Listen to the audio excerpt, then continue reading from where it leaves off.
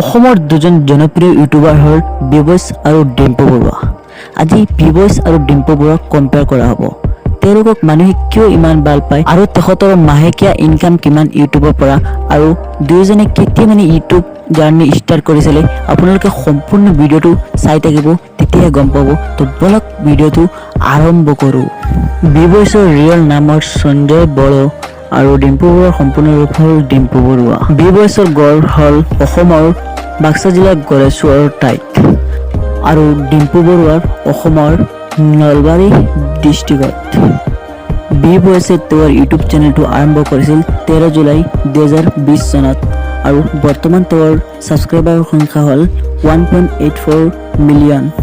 আৰু ডিম্পু বৰুৱাৰ কথা ক'বলৈ গ'লে ডিম্পু বৰুৱাৰ দুটা ইউটিউব চেনেল আছে আৰু প্ৰথমটো হ'ল ডিম্পু বৰুৱা। এইটো আৰম্ভ কৰিছিল 3 ফেব্ৰুৱাৰী 2012 চনত আৰু বৰ্তমান এইটো চেনেলৰ ছাবস্ক্ৰাইবাৰৰ সংখ্যা হ'ল 1.79 মিলিয়ন। আৰু আনটো চেনেল হ'ল ডিম্পুজ ব্লগ।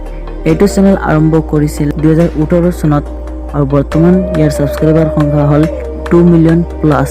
আৰু কাৰ কালেকশ্যনৰ কথা ক'বলৈ গ'লে বিবইচৰ ওচৰত এখন ইয়াম্মা আছে, যিখন BMW নামে জনাজাত আৰু সকলো ফেনে এইখন BMW নামে জানে। আৰু ডিম্পু বৰুৱাৰ কথা ক'বলৈ গ'লে ডিম্পু বৰুৱাৰ ওচৰত এখন FZ25 বাইক আছে আৰু Alto 800 আৰু বৰ্তমান যুগৰ ট্ৰেণ্ডিঙত চলি থকা মহিন্দ্ৰা থাৰ এখন আছে। এতিয়া আমি চাম বিবইচ আৰু ডিম্পু বৰুৱাক দৰ্শকে কিয় ইমান ছাপোৰ্ট কৰে। কাৰণ বিবইচে ফানি ক্ৰেজি মোমেণ্টবিলাক ভিডিঅ'ত দি থাকে আৰু দৰ্শকক মনোৰঞ্জন কৰি থাকে আৰু বিবইচে তেওঁৰ ৰিয়েলিটি বাস্তৱতাখিনি ভিডিঅ'ত দাঙি ধৰে আৰু ফানি ক্ৰেজি মোমেণ্টবিলাক বহুত ভাল লাগে। সেইকাৰণে দৰ্শকে পুৰা ছাপোৰ্ট কৰি থাকে বিবইচ।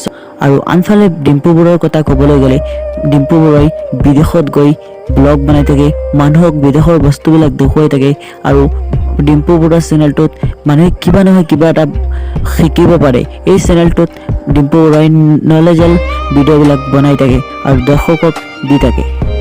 আমি এইটো ভিডিঅ'ৰ জৰিয়তে গম পালোঁ যে দুয়োজন হ'ল অসমৰ বহুত জনপ্ৰিয় ইউটিউবাৰ আৰু সকলোৱে এই দুয়োজনক মৰম দি থাকে আৰু মৰম কৰিব। আৰু আপোনালোকৰ মতে আপোনালোকৰ কোনটো ইউটিউবাৰ বহুত জনপ্ৰিয় আপোনালোকে কমেণ্টত জনাবলৈ নাপাহৰিব।